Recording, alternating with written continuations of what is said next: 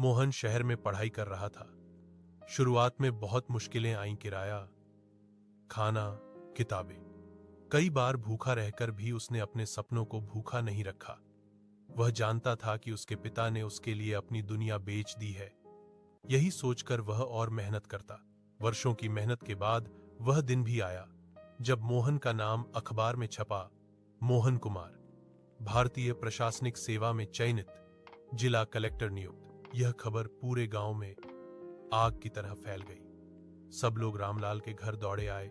कोई मिठाई लाया, कोई बधाई देने, लेकिन रामलाल के आंसू रुक नहीं रहे थे। उसने आसमान की ओर देखा और कहा, हे भगवान, अब मुझे कुछ और नहीं चाहिए। कुछ दिनों बाद मोहन अपने गांव लौटा। सरकारी गाड़ी में, वर्दी में, गर्व से भरा हुआ।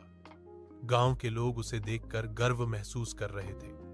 वह सीधा अपने पुराने कच्चे घर की ओर गया। दरवाजे पर उसके बूढ़े पिता खड़े थे।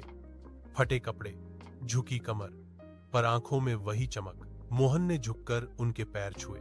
बाबा, मैं आज जो भी हूं, आपकी वजह से हूं। आपने अपनी जमीन नहीं, अपने सपनों की फसल बेची थी। मैं अब आपकी सेवा करूंगा। रामलाल ने मुस्कुराकर कहा, नहीं बेटा, अब तू गांव की सेवा कर। मैं तो बस इतना चाहता हूं कि अब कोई बाप अपनी जमीन बेचने को मजबूर ना हो। उस दिन से गांव की तस्वीर बदलने लगी।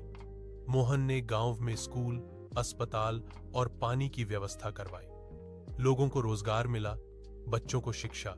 रामलाल अक्सर अपने बरामदे में बैठा मुस्कुराता रहता। खेत तो अब किसी और के थे, पर उसकी मेहनत की फसल अब पूरे गांव में लहलहा रही थी। कभी कभी सबसे बड़ी खेती जमीन पर नहीं, दिल में की जाती है।